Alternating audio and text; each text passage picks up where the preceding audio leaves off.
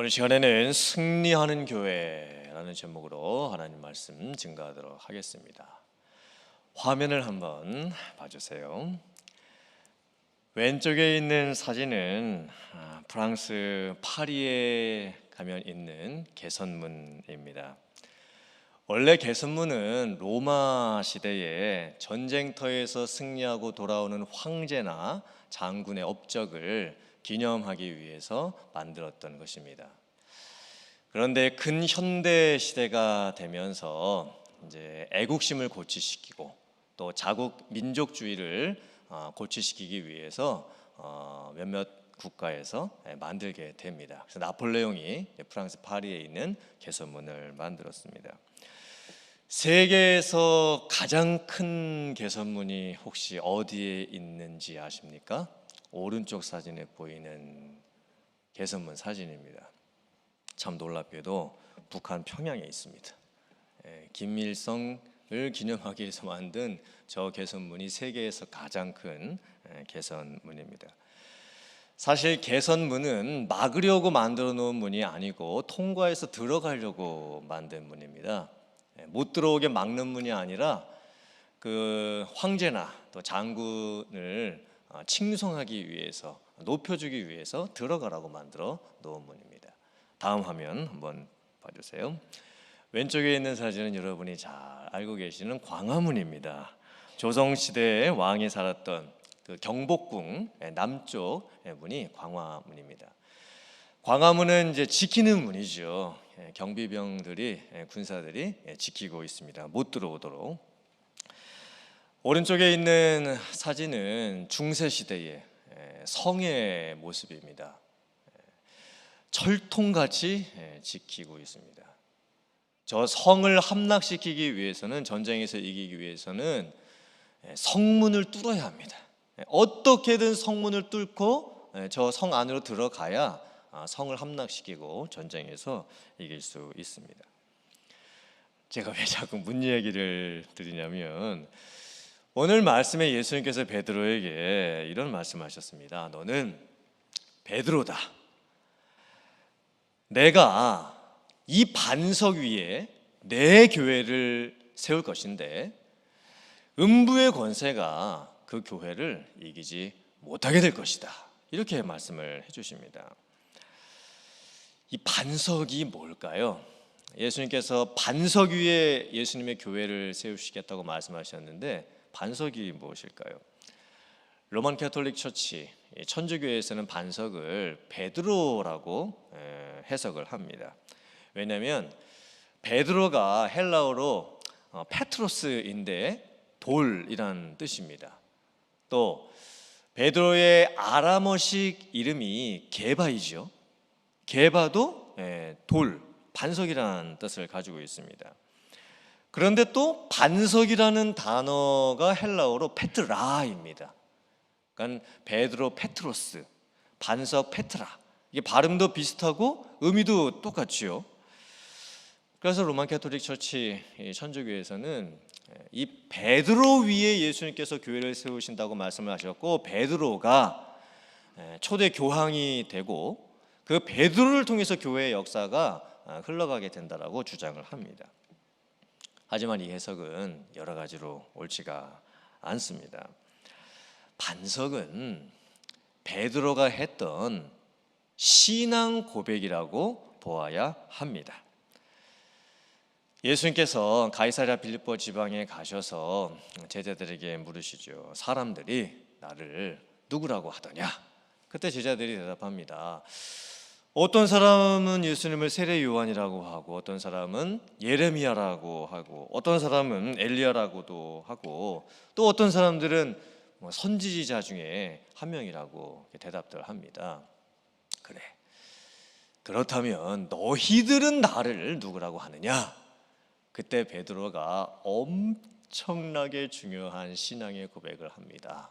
뭐라고 고백을 했을까요? 주는 그리스도이시요 살아계신 하나님의 아들이시니이다. 이렇게 고백을 합니다.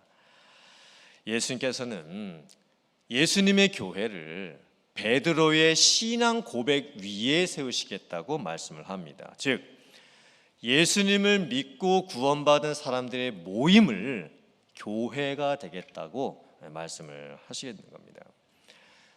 즉 교회를 이루는데 가장 중요한 것은 신앙의 고백입니다. 예수님을 주라고 고백하고 예수님을 그리스도라고 고백하는 사람들이 모여서 교회를 이루게 됩니다. 그래서 교회는 건물도 아니고 행정 조직도 아니고 예수님을 믿는 사람들의 모임, 살아있는 유기체입니다.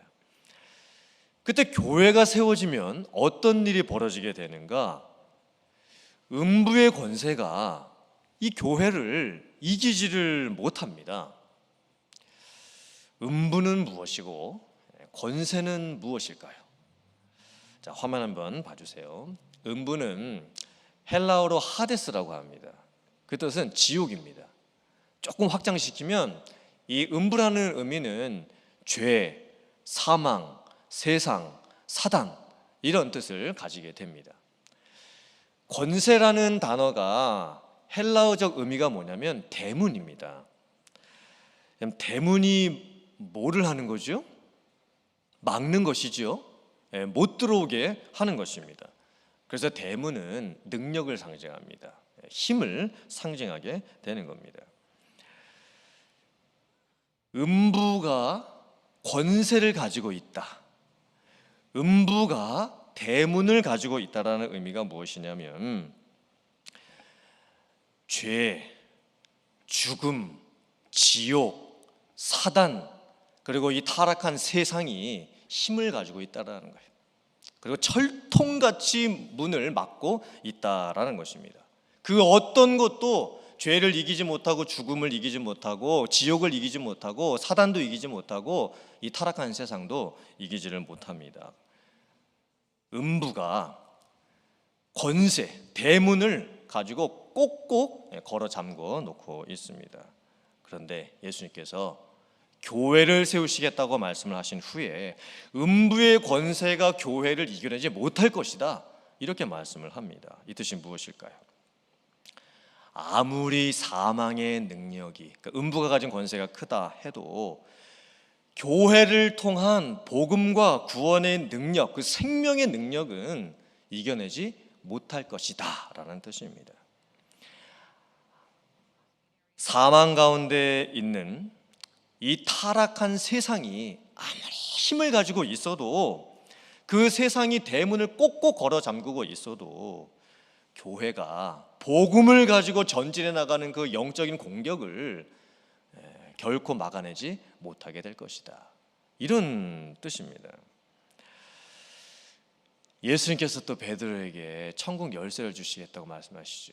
그리고 베드로가 땅에서 뭔가를 이렇게 딱 잡아매면 하늘에서도 딱 메이고 베드로가 이 땅에서 무엇인가 이렇게 딱 풀면 하늘에서도 풀리리라고 말씀을 해주십니다. 이 말씀은 참 해석이 어려운 난제 중에 하나입니다. 여러 가지 해석이 있습니다. 가장 설득력 있는 해석이 무엇이냐면 이 천국은 교회를 의미하는 거지요. 그리고 베드로는 이제 사도들을 의미하는 것입니다. 초대교회 시대에 복음이 전해지게 될 때에 무엇인가가 메인다라는 것은 무슨 뜻이냐면 이제 사도들이 복음을 전하지요. 또 성도들이 이제 복음을 전하게 될 텐데 그때 그 복음을 받아들이지 아니하고 예수님을 믿지 않는 사람들이 생깁니다. 그때 베드로와 사도들은 교회의 일원으로 그 사람들을 받아들이지 않을 수 있습니다. 그런 권세가 있습니다. 즉 매는 것이죠. 그러면 그들은 천국에 갈 수가 없습니다.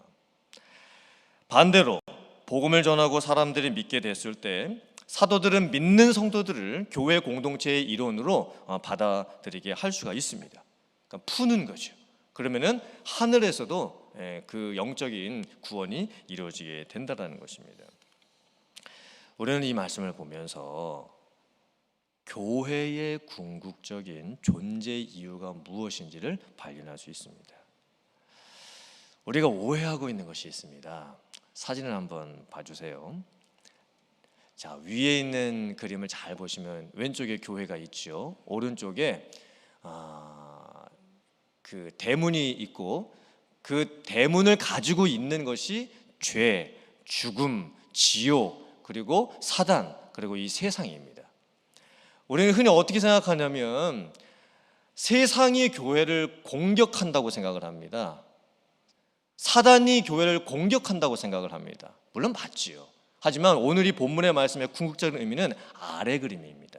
여러분, 대문이 교회에 있습니까? 아니면 세상에 있습니까? 대문은 지금 세상이 가지고 있는 겁니다. 죄가 가지고 있고, 죽음이 가지고 있고, 지옥이 가지고 있고, 사단이 가지고 있는 거예요, 대문을. 그리고 교회가 그 대문을 어떻게 하는 겁니까? 지금 공격을 하고 있는 것입니다. 지금 우리들은 어떻게 오해를 많이 하고 있는 거냐면, 성도들이 공격을 당하고 교회가 공격을 당한다고 생각을 합니다. 하지만 오늘 예수님께서 교회를 세우시겠다라고 하시면서 약속해 주신 것은 교회가 세상을 공격해 들어가고, 교회가 죄를 공격해 들어가고, 교회가 사단을 공격해 들어가는 것입니다. 그리고 궁극적으로는 누가 승리합니까? 세상이 승리합니까? 교회가 승리합니까? 교회가 승리하게 되어져 있습니다. 그러니까 우리가 이 말씀을 자칫 잘못 오해하면 우리가 소극적인 기도를 많이 하게 됩니다. 즉 이제 주일날 예배 마치고 이제 세상으로 이제 나가게 될 때, 하나님, 이제 우리가 이 험한 세상으로 나가게 됩니다. 하나님, 이 악한 세상에서 저희들을 보호해 주시고 지켜 주시옵소서. 그리고 다시 일주일 지나고 나서 이제 교회 다시 와서 예배드리면서 기도할 때는, 하나님, 저희가 세상에 살면서 여기저기 얻어 터지고 쓰러지고 실패하고 넘어지고, 그리고 이런 모습으로 왔습니다. 이렇게 폐잔병처럼 교회에 와가지고 기도를 하는 경우가 생길 수가 있습니다. 우리가 기도가 바뀌어야 됩니다. 승리를 선포할 수 있는 기도를 할 수 있어야 합니다. 하나님, 제가 세상에 나갑니다. 제가 가지고 있는 이 복음으로 세상을 이길 수 있게 해 주시옵소서. 하나님, 교회가 세상에 하나님의 말씀을 전합니다. 교회가 승리할 수 있도록 도와 주시옵소서. 그리고 한 주간 세상 속에서 그 말씀대로 살고 승리하고 나서 다시 우리가 함께 모였을 때, 하나님, 하나님의 말씀을 전해서 이런 놀라운 역사가 일어났습니다. 제가 기도하고 담대하게 복음을 외쳤을 때 이런 하나님의 능력이 나타났습니다. 우리에게 승리가 있었습니다 라고 이렇게 고백할 수 있어야 되는 겁니다. 주기도문에서도 마찬가지죠. 나라가 임하옵시며, 저기 이렇게 기도하죠. 하나님의 나라가 어떻게 이 세상에 임하게 될까요? 교회가 세상에 복음을 가지고 공격해 들어가기 때문입니다. 교회가, 성도들이 성령의 권능을 받고 죄와 사망과 사단의 권세를 깨트려서 무너뜨리기 때문입니다. 그래서 나라가 임하게 해달라는 것은 성도가 승리하고 교회가 승리한다라고 하는 그 의미를 선언하는 것입니다. 교회로 인해서, 복음으로 인해서, 말씀으로 인해서, 성령으로 인해서 죄와 죽음과 지옥과 사단과 세상은 결국에는 무너지게 되어 있습니다.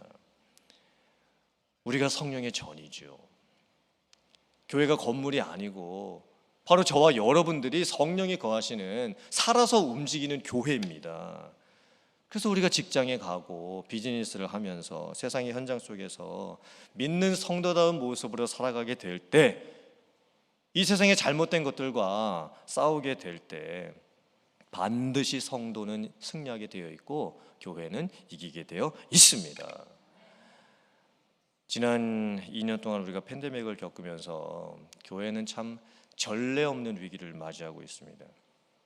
지난 2년 동안 미주중앙일보 통계를 봤을 때 미국에 있는 한인교회 650개가 없어졌다고 했습니다. 즉 미국에 있는 전체 한인교회 5개 중에서 한 교회가 문을 닫은 것입니다. 아마 개척교회들이겠지요. 미자립 교회들이겠지요. 자체 교회 건물이 없고 새 들어서 렌트를 내야 하는 그 작은 교회들이 다 무너진 것입니다. 그러면 교회 건물 다 갖고 있고 렌트비 내지 않는 교회들은 어떨까요? 괜찮을까요? 그렇지 않은 것 같습니다. 지금 성도들의 신앙 패턴이 완전히 달라져 버렸습니다. 물론 어쩔 수 없을 때는 온라인으로 예배를 드려야 하겠죠. 하지만 어쩔 수 없는 부작용이 나타날 수밖에 없습니다. 예배가 자기 편의 중심으로 되어버리고 말았습니다. 이제 매주일 주일 성수하는 개념도 점점 사라져가고 있습니다. 이제 성도님들의 인식에 한 달에 한 번 정도는 교회 안 나가도 되지 않나? 이런 생각이 자연스럽게 지금 생기고 있습니다. 개인의 영성들도 지금 너무 많이 느슨해져 가고 있죠. 게을러져 가고 있습니다. 그래서 저희들에게 지금 영적인 피해의식이 참 많아져 버렸습니다. 교회가 세상으로부터 공격을 너무 많이 지금 당했다라고 생각을 하고 있습니다. 물론 성도와 교회가 세상으로부터, 사단으로부터 공격을 당하죠. 하지만 오히려 코로나 상황을 겪으면서 우리는 이 교회의 본질이 무엇인지를, 사명이 무엇인지를, 능력이 무엇인지를 다시 확인할 수 있어야 합니다. 오히려 이런 팬데믹 상황 가운데서 교회가 세상에 적극적으로 더 공격해 들어갈 수 있어야 합니다. 세상이 우리를 공격할 때는 악으로 공격을 하죠. 그런데 교회가 세상을 공격할 때는 선으로 공격을 하는 것입니다. 이렇게 힘들고 어려운 때에 믿는 성도들이 과연 어떻게 다르게 살 수 있는지를 우리는 세상에 보여줄 수 있어야 합니다. 어떻게 이렇게 힘든 세상에서 믿는 성도들이 그 믿음으로 승리할 수 있는지 그 영광을 선포할 수 있어야 합니다. 팬데믹으로 인해서 우리가 답답하고 지치고 우울하고 좀 피곤할 때에 어떻게 말씀과 찬양과 기도로 충만한 삶을 살 수 있는지 우리는 세상에 보여줄 수 있어야 합니다. 병으로 인해서 아플 수도 있고 고통받을 수도 있고 심지어 목숨까지도 잃고 있는 이런 상황 속에서 천국에 대한 소망과 영원한 삶에 대한 소망을 가진 그 성도들이 어떻게 세상 속에서 다르게 살아갈 수 있는지를 우리는 세상에 보여줄 수 있어야 합니다. 전 세계적으로 지금 팬데믹을 겪으면서 인간이 가지고 있는 의술, 이 과학이 얼마나 한계가 많은 것인지, 그리고 진정 우리가 의지해야 할 분은 하나님이시라는 것을 우리는 세상에 보여줄 수 있어야 합니다. 오히려 지금 이런 팬데믹 같은 상황이 성도가, 교회가 세상에 적극적으로 복음과 말씀을 통해서 어떻게 공격을 해 들어가고 하나님의 나라를 이 세상에 이루어낼 수 있는지 우리는 증명해낼 수 있어야 하는 것입니다. 오늘 말씀을 보면서 우리는 영적인 시프트를 할 수 있어야 됩니다. 영적 패러다임의 시프트를 할 수 있어야 됩니다. 성도와 교회가 공격을 당하고 있다고 생각하지 마세요. 우리가 막아내려고 하다가 안 돼서 그냥 나중에는 지치고 힘들어서 이렇게 쓰러지게 되는 것이 절대 아닙니다. 오히려 성도와 교회가 죄의 대문을 뚫어낼 수 있습니다. 죽음의 대문도 뚫어낼 수 있습니다. 지옥의 대문도 뚫어낼 수 있습니다. 사단의 대문도 뚫어낼 수 있습니다. 그리고 이 타락한 세상의 대문도 뚫어낼 수 있는 것입니다. 성도와 교회는 내 신앙의 대문 간신히 지키고 교회의 대문 간신히 지키고 있는 그런 정도가 되면 안 됩니다. 우리가 문을 지킨다라는 의미를 광화문 지키고 성문 지키고 있으면서 못 들어오게 이렇게 막고 있는 그런 소극적 상태가 되면 안 되는 것입니다. 오히려 비유적으로 하자면 성도와 교회는 개선문을 통과해서 들어갈 수 있어야 합니다. 성도와 교회가 들어가야 하는 문은 궁극적으로는 승리의 문이고 이긴 자가 누리게 될 수 있는 영광의 문입니다. 모든 싸움을 다 이기고 나서 그 싸움에 합당한 상급을 받을 수 있는 그 문이 되어야 하는 것입니다. 내가 성도 그리고 교회가 방어한다고 생각을 하면 다 소극적입니다. 막아내는 것만 해서는 되지가 않습니다. 성도와 교회의 본질적 사명은 뭐냐면 싸우는 겁니다. 적극적으로 전투를 하는 것입니다. 우리가 구원을 받았지만 믿음이 약해질 때가 많지요. 그리고 우리가 육신을 가지고 있기 때문에 우리는 내 자신과도 끊임없이 싸워야 합니다. 몸도 아플 때가 있지요. 마음에 상처받을 때도 있고 고난을 당하면 낙심되고 절망하기도 합니다. 하지만 계속 전투를 해야 합니다. 예수님을 믿는 성도들이 모인 교회도 세상과 계속해서 싸울 수 있어야 합니다. 성도들이 세상에 나가서 가정과 직장과 일터, 그 세상에서 하나님을 대적해서 높아진 모든 세상의 사상들, 타락한 문화들, 우상숭배, 성적인 그런 타락들 다 싸워서 이길 수 있어야 합니다. 그래서 교회를 지상교회는 전투하는 교회라고 하고 천국에 있는 교회는 승리한 교회라고 합니다. 대단히 중요한 말씀입니다.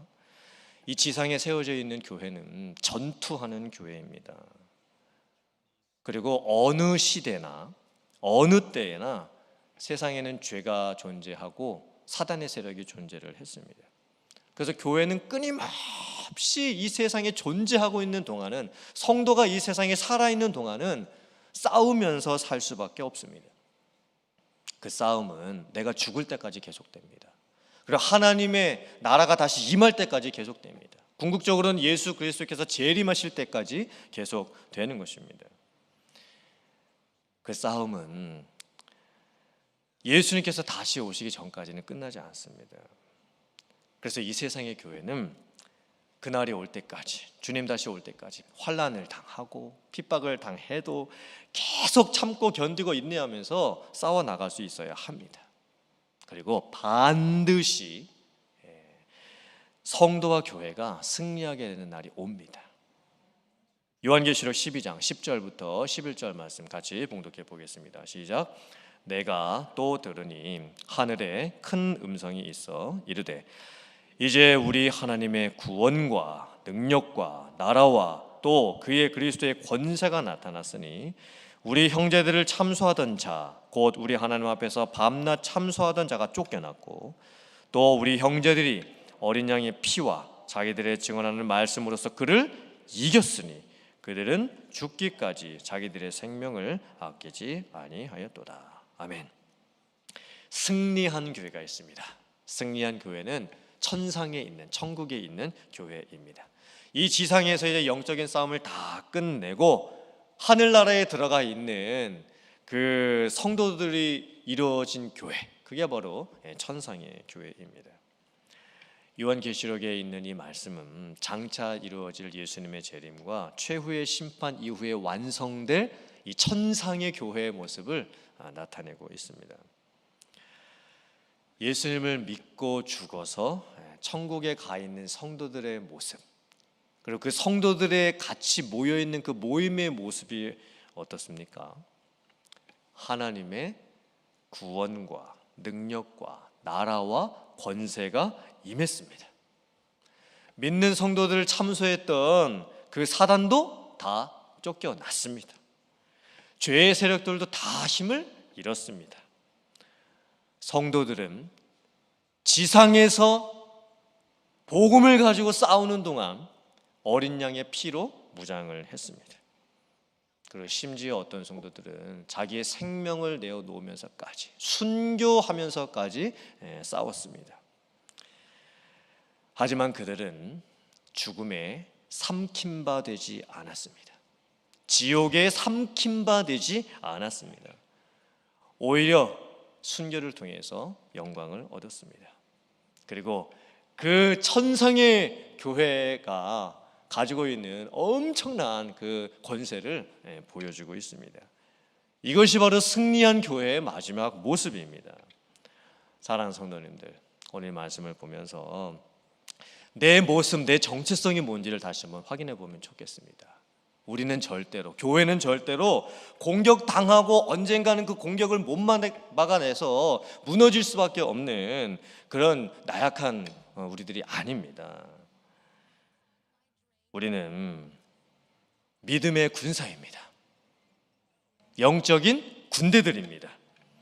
우리는 죄에 대해서, 세상에 대해서, 사단에 대해서 선포할 수가 있습니다. 말씀으로 그들을 이겨낼 수가 있습니다. 그런 권세가 우리들에게 주어져 있습니다. 그게 바로 교회입니다. 그게 바로 여러분들인 것입니다.